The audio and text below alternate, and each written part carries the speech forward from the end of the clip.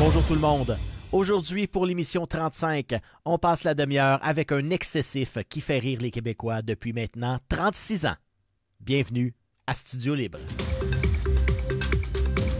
À une certaine époque de sa vie, mon prochain invité était un pitbull enragé. Il jappait très fort et on l'entend déjà.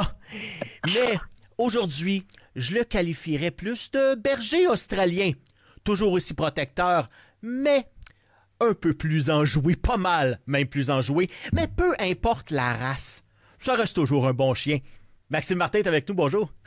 Oh mon Dieu, alright, je savais que t'allais aller vers ce lien-là, je me demandais comment t'allais l'amener, puis bravo, bien joué, j'aime ça. Ça va bien? Ça va super bien.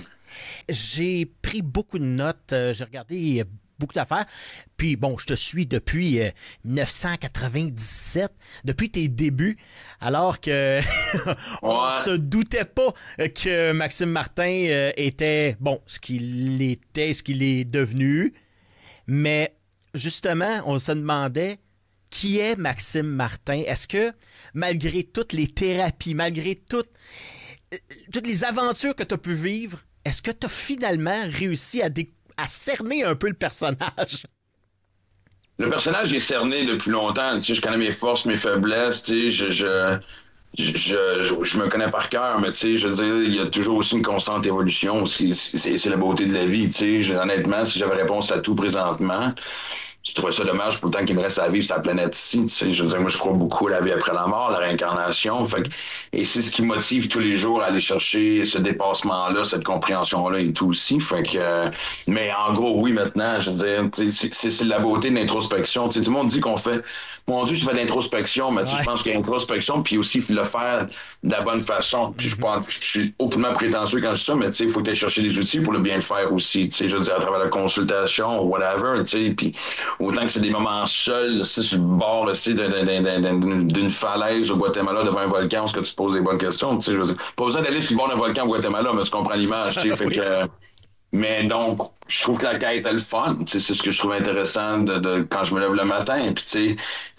malgré, tu sais, sur une belle lancée, la vie est belle, mais j'ai mes propres embûches encore aujourd'hui. Tu sais, je suis pas sur un tapis rouge qui fait que ma vie est parfaite non plus. Fait que, tu sais, je me tape encore ses nerfs des fois quand je me vois répéter certaines choses. Puis, tu sais, je suis drôle parce que je suis en train d'écrire la suite de mon livre. Puis, en écrivant, des fois, je me dis, mon Dieu, malgré le fait que je sais que cette façon de faire, cette façon de penser-là fonctionne, quand est-ce qu'elle devient un réflexe automatique, tu sais.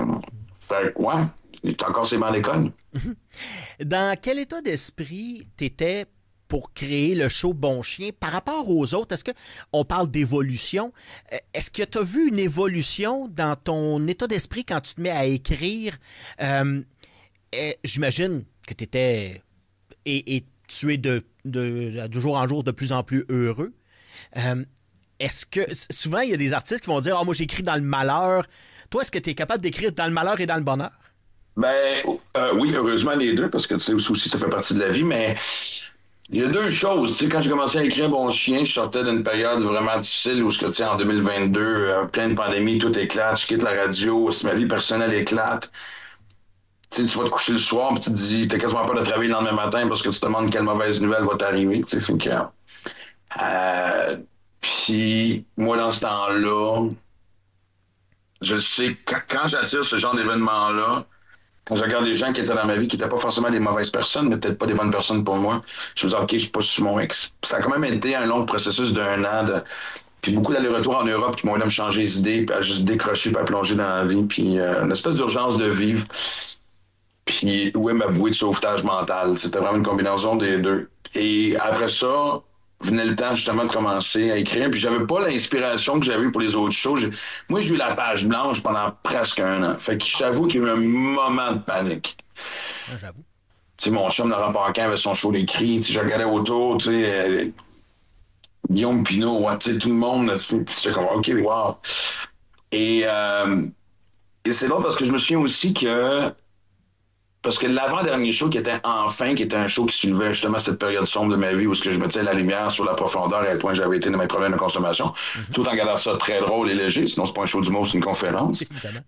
Puis le dernier, ça avait tellement été lourd écrire celui d'avant, mais pas lourd, mais quand même difficile et confrontant, que je voulais aller juste dans genre c'est drôle, c'est dans le show avec un pseudo fil conducteur. Puis je me souviens que le soir de ma première, Livia était venue me voir et elle m'a dit elle dit, c'est drôle, elle dit j'ai beaucoup pleuré à ton nouveau show, mais j'ai préféré enfin, mais j'avais l'impression qu'il y avait une connexion avec mon père que le public avait aussi.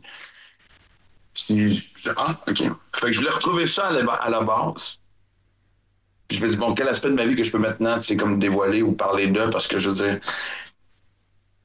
5 points de man show, tu sais, une série avec ma fille, mon livre, des années à radio avec une grande transparence. Fait que tu fais comme, OK.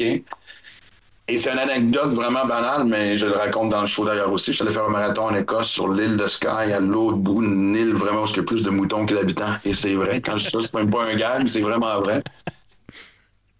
Et il m'est arrivé une petite aventure, puis un recul, puis des belles choses qui ont juste, je sais pas, comme semé une espèce d'apaisement dans ma vie. Puis à travers une anecdote, pendant que je courais, pas pendant le marathon, mais en courant en train dans les montagnes, j'ai eu une observation de vue, puis j'ai fait « Ah, OK ». Puis en plus, ça m'a été confirmé par des chums. J'allais dîner avec des chums, puis c'était toujours, tu sais, ta vie est encore pleine de surprises malgré ce qu'on connaît de toi. Tu sais, fait que j'ai fait, OK, ben allons-y maintenant dans ce qui fait que Maxime Martin, à 55 ans, continue justement de ce que répondre à la première question que tu m'as posée. C'était le quête de soi-là, mais tu sais, je dis moi, à 55 ans, il y a encore, tu sais, j'ai une routine qui fait que, tu sais, autant physique que spirituelle que même cosmétique, si on peut dire ça de même, tu sais, de comment je m'occupe du bonhomme, tu sais, fait que c'est une job à temps plein, là, je te le confirme. Là. Et... Fait que c'est parti de là. Ouais. Et là, après ça a déboulé. OK. Donc, ça prenait juste un déclic, un simple petit... une étincelle, finalement. Ouais, mais on dirait qu'à chaque show, à part le dernier, comme je t'ai dit, parce que l'écriture était juste genre, tu sais, je voulais juste aller vers une voie plus... pas légère, mais sans questionnement introspectif, tu sais, puis... mais en général, à chaque show, j'ai besoin de savoir où est-ce que je m'en vais avant même de commencer à écrire. Tu sais, je peux pas... T'sais, tout le monde a sa façon différente. Il y en a qui vont juste commencer à écrire, puis après ça, voir le fil à travers ça. T'sais. Mais j'avais besoin de savoir, OK, parce que c'est un sixième show. Mm-hmm. T'as la mission de surprendre aussi, encore après ce show. Puis moi, j'ai eu des discussions là-dessus avec d'autres artistes qui me disaient, non, tu donnes au public ce qu'ils veulent entendre. Je fais, hey man, non, c'est pas vrai, man. Quand t'as le privilège d'avoir des gens qui te suivent, surtout des gens qui te suivent depuis longtemps, qui embarquent dans ton train, il faut que tu les fasses voyager, si bon, tu sais. Oui, parce qu'ils te connaissent. Et puis, si on devient prévisible, surtout en humour, ben, à un moment donné, les gens vont faire comme, bah, c'est déjà vu. Puis, il y a de l'offre aussi, il faut dire. Il y a de la compétition, peut-être même beaucoup plus qu'à ce qu'il y avait à tes débuts de carrière, là, en 97. Ben, écoute, clairement, tu sais. Et pas juste ça, c'est pas que l'offre, c'est pas qu'il y a plus d'offres, mais, tu sais, je veux dire, les jeunes sont solides, là, tu sais, je pense, tu sais, Mathieu Pepper, puis, tu sais, je veux dire, écoute, mon Dieu, j'ai un blanc de mémoire, pourtant j'étais un fan pour aller le voir. Mégane Bouillard, tu sais, fait que je pourrais en nommer encore une dizaine, tu sais, je veux dire, c'est pas juste que l'offre est là, mais c'est le fun parce que justement, tu sais, ces jeunes-là nous poussent dans le cul d'être meilleurs, tu sais, puis je l'ai dit, moi, je voulais un show surprenant, je voulais un show qui faisait pas bonhomme de 55 ans.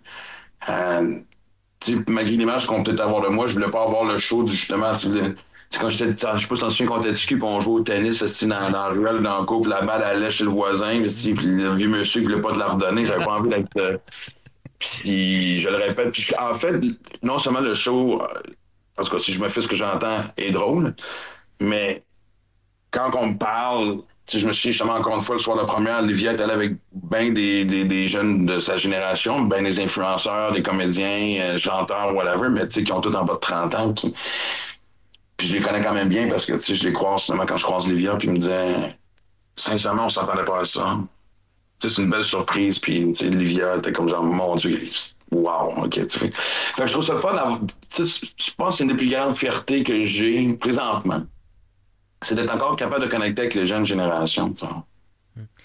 Travailler avec son enfant, est-ce qu'à un moment donné, surtout quand tu dis qu'il a le même caractère, ça devient comme un genre de pas amour-haine, mais une certaine confrontation tout le temps que tu dis je m'en vais là, puis des fois, pour piler sur son orgueil en tant que parent. Est-ce que ça t'arrive souvent de dire « Ah, regarde, je choisis mes batailles, puis non, je m'en vais pas là. » Ouais, mais tu sais, je fais aussi attention à ça parce que là, tu vois, le projet qu'on a présentement, c'est le nouveau podcast qu'on a qui s'appelle Trio Psycho avec le docteur Marc Pistorio. Tu sais, on a 9 épisodes qui sont sortis sur YouTube. On a une deuxième saison qui sort d'ici 2 semaines en grande force parce que je suis vraiment fier de où est-ce qu'on a été là. Puis il y a même des épisodes où, tu sais, c'est pas des martins en thérapie. Tu sais, on parle de sujets, mais forcément, tu sais, on expose tu sais, des choses qu'on a vécues, puis les gens peuvent s'identifier à ça, tu sais. Puis des fois, c'était tellement intense, je parle émotivement, que même Marc disait, voulez-vous qu'on arrête de filmer, puis je disais non. OK. Le but du podcast, c'est ça. Il y en a un sur j'essaie de me souvenir c'est quoi. La culpabilité, je pense, dans la deuxième saison qui va sortir, qui est très. On a même continué de tourner après pour.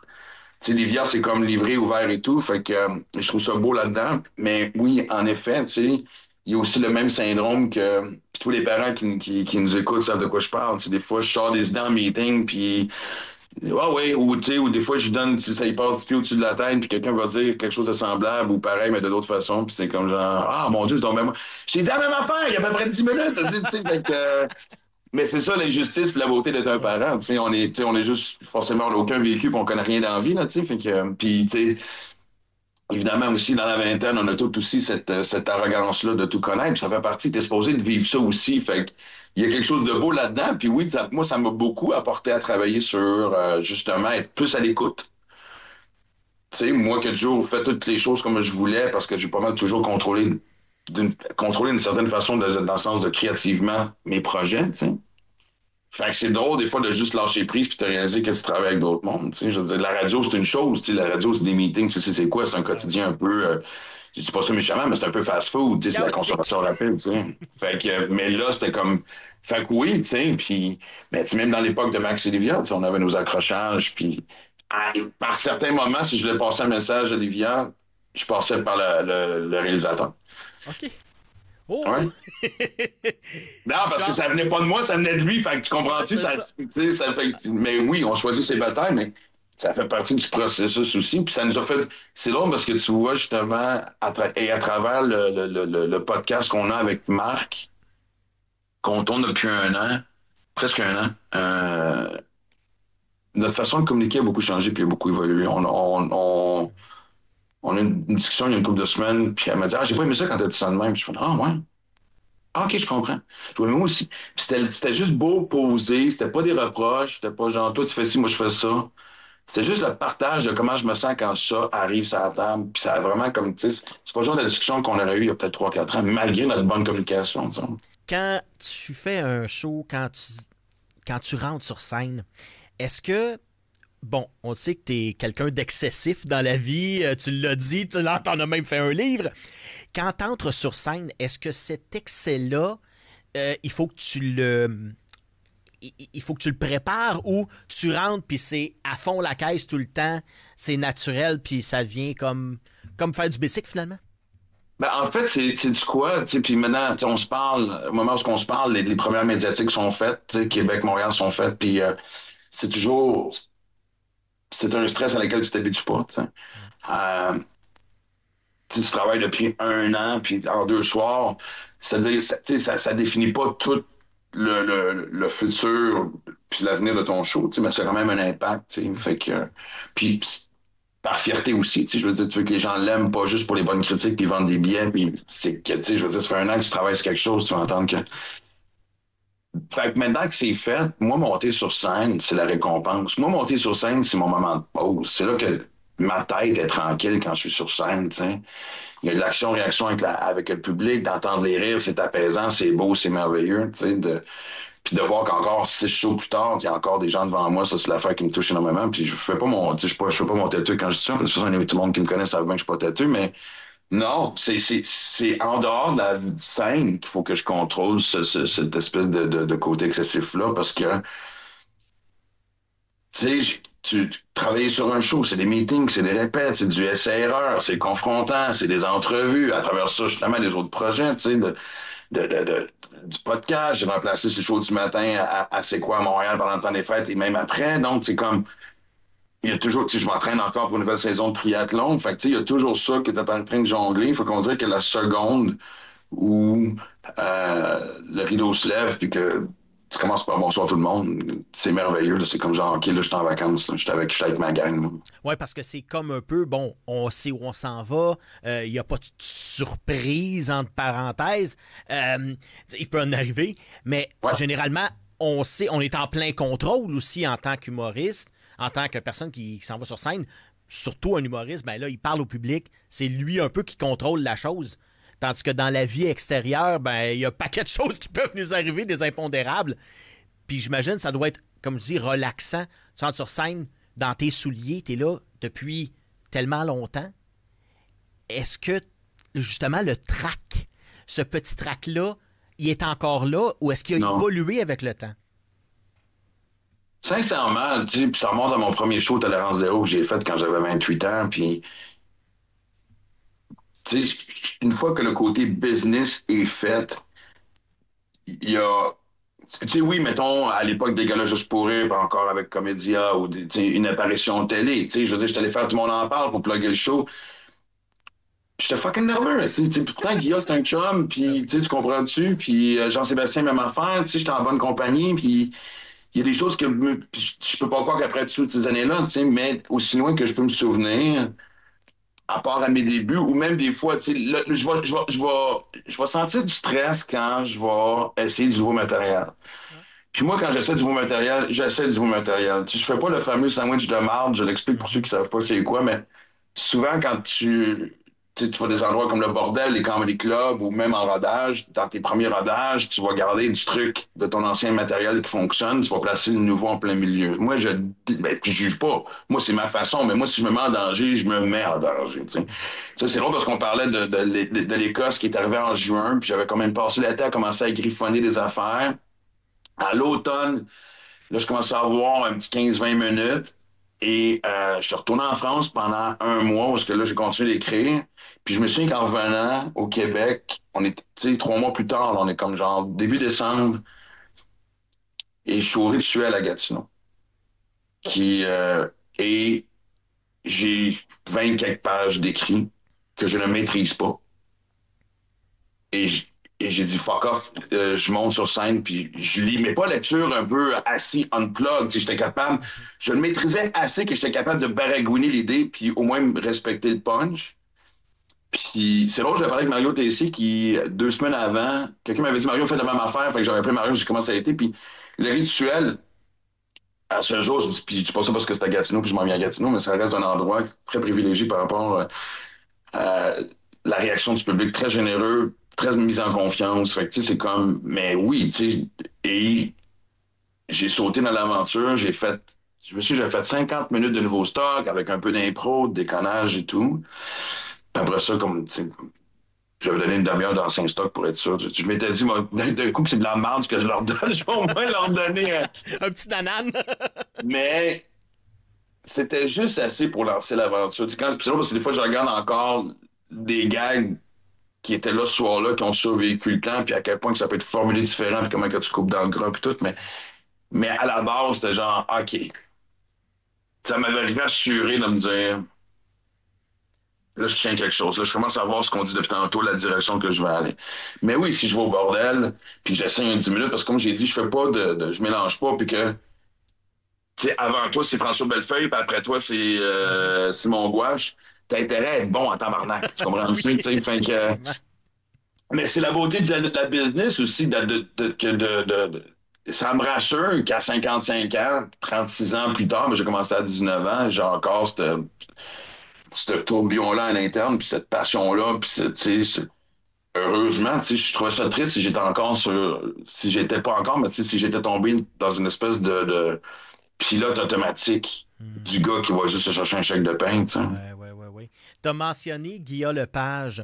Et puis, bon, dans une entrevue que j'ai écoutée avec Marc-Claude Barrette, notamment avec Ouais. Jeu, tu disais que Guillaume Lepage te dit une phrase parce que, bon, on s'entend que ton humour en 97 était assez corrosif. Il l'est toujours. Ouais. Mais Guillaume Lepage t'avait dit, là, tu viens d'ouvrir une porte. Mais fais bien attention parce que quand quelqu'un rouvre la porte, c'est celui qui le tient puis qui passe en dernier. Ouais. Est-ce qu'aujourd'hui, tu as l'impression d'être passé finalement dans cette porte-là, puis ça veut dire, regardez, je vais peut-être la tenir ouverte, mais je suis dedans, je suis passé, j'ai passé cette étape-là, puis je suis rendu au sommet de mon art. Ouais, ça a été lourd à porter longtemps, là. Tu sais, je te dirais qu'il y a peut-être 10 ans. À partir de 45 ans, là, on dirait que tout a débloqué, là, tu sais. Mais ouais, je me souviens, parce que tu sais, à l'époque, moi j'ai commencé en 89, j'étais arrivé au Québec en 90, mon premier gala c'était en 90. Et là, on est tous des recrues, mais tu sais, c'est Anctil, c'est Mascotte, c'est Morancy, tu sais, c'est Huard, tu sais, c'est comme. Et, et l'humour est assez mainstream à cette époque-là. Tu sais, c'est très sage. La censure à la télévision est encore plus, tu sais, était vraiment. Très présent. Aujourd'hui, on peut s'en permettre beaucoup plus, mais à l'époque, je me souviens même des gens comme Jean Bissonnette, qui nous a quittés il y a quelques années, qui est un grand de la télé, qui me disait, tout le monde savait que tu avais un potentiel, que tu avais un talent, mais qu'est-ce qu'on fasse? On savait pas où te mettre, comment te cadrer. Puis on savait qu'en même temps, si on te mettait en écurie, puis qu'on censurait ce que tu faisais, tu n'es pas la même personne, tu sais. Fait que, puis oui, quand je sors mon premier show en 97, ou 98, ou 98, et que là, je suis le hit du festival, quand Guillaume a dit ça, au début, j'y en voulais, puis je me dis, mon tabarnak, tu viens de me jeter un mauvais sort. Tu sais. Puis il avait raison, parce qu'après ça, Mike est arrivé, McLeod, Mercier, Mazza, Gauthier, et là, aujourd'hui, maintenant, c'est standard. Tu sais. Puis tu sais, je l'ai jamais crié, tu sais, genre. En fait, Mike Ward l'a dit à sous-écoute, c'est quelque chose que j'ai toujours apprécié le plus. Il dit, ça, Maxime Martin, tous les noms que j'ai nommés, pas qu'ils seraient pas là, mais la rue plus difficile. T'sais. Fait que je trouve ça très valorisant. C'est le fun d'être reconnu par tes pairs pour avoir. Mais ça a été un fardeau hyper lourd à passer parce que pendant que mes chums étaient en Volvo puis venaient s'acheter une maison sur la Rive-Sud, moi j'étais encore en métro où je marchais à pied dans mon 3,5 sur le plateau. Dans le temps qu'un 3,5 sur le plateau était 500$ par mois, là, tu comprends? Fait que, Un peu. ouais, non, mais sérieux, fait que, tu sais, c'était hyper confrontant, tu sais, puis c'est sûr que, tu sais, je pense qu'évidemment, le fait que j'ai bifurqué autant dans le dope, dans l'alcool, ça a pas aidé non plus, mais, puis tu vois, en même temps, moi, je pense que j'allais m'auto-médicamenter là-dedans, parce que, tu sais, c'était comme, fuck, tu sais, j'ai pas, c'est drôle qu'on en parle, on dirait que ça m'a fait vivre tout ça, tu sais, ça a été, mais la beauté de l'histoire est ça, parce que, tu sais, même quand j'ai commencé à prendre le contrôle de ma vie en 2009, les choses se sont placées en 2015. Ça a été 5 ans de qu'est-ce qu'il faut que je fasse de plus que, tu sais, reprendre le contrôle de ma vie, reprendre le contrôle de mes démons, être tout là, réécrire, blablabla, puis tu sais, tu fais comme genre. Puis là, à un moment donné, tout est arrivé en même temps. J'ai remplacé un matin sur le show à Énergie dans le temps que François Morancy était là, avec Anis Favron. On m'a demandé d'animer un gala. On m'a demandé d'écrire. J'avais commencé à écrire dans le Journal de Montréal. On a commencé à me parler d'écrire le livre, que je n'étais même pas sûr, que je me dis, mon Dieu, qui va lire l'histoire de Maxime Martin? Max et Livia, tout ça est arrivé en dedans de 8 mois. Et là, j'ai comme fait, ah, OK. Quand je lâche prise, puis que je m'en calisse d'une façon saine, excuse-moi, j'ai fait une couple de fois, je sac, là, mais tu sais, quand j'ai un m'en-foutisme sain et non prétentieux et arrogant, tout se place. Ouais. Je pense que j'étais rendu à cette espèce de. En fait, il y a une femme, une thérapeute à l'époque, qui m'avait dit quelque chose qui m'avait vraiment.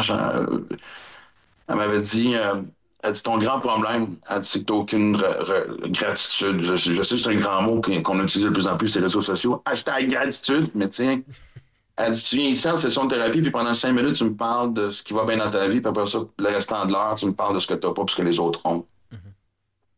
Bing! Tu sais, elle m'a vraiment rentré dedans d'une bonne façon, puis elle m'a suggéré des livres à lire, tout ça, puis ça a changé ma vie. Sincèrement. Moi, je pense qu'il y a une belle corrélation avec la vie. Clairement, à l'écoute des messages que tu y envoies. Puis, tu sais, à ce jour, je me dis, si t'es dans la merde, puis tu cherches des coupables, puis ma famille, puis la société, puis eux autres, puis man, si t'es pas capable de te regarder dans le miroir puis de savoir que ça part de là, ben, continue de flotter dans ta piscine de merde, qu'est-ce que je te dis?